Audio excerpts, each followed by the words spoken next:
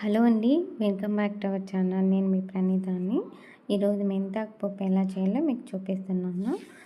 కందిపప్పు వచ్చేసి 1/4 కప్తో తీసుకున్నాను, 1.5 కప్పు. తర్వాత కందిపప్పుని వాష్ చేసుకోవాలి. మెజర్మెంట్ కప్ లేని వాళ్ళు టీ గ్లాస్తో కందిపప్పు తీసుకోండి.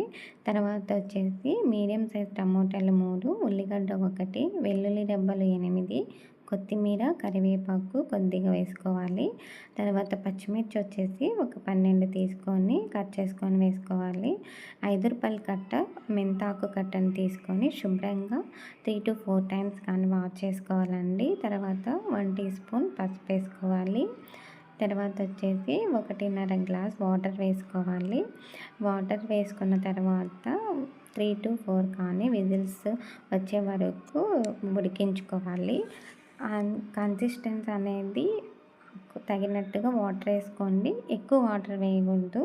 సో మెంతాకులో ఉన్న బెనిఫిట్స్ ఏంటంటే మెగ్నీషియం, ఇనుము, ప్రోటీన్స్, విటమిన్స్, ఖనిజాలు ఉంటాయండి ఇందులో.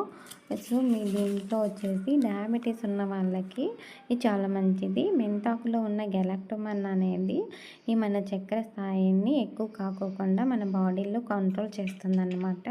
సో చర్మ సంబంధించిన వరకు ఇంకొకటి ఏంటంటే అజీర్ణ సమస్యలు, గుండె యొక్క ఆరోగ్యాన్ని మంచిగా ఉంచడానికి ఈ మెంతాకు చాలా హెల్ప్ అవుతుంది.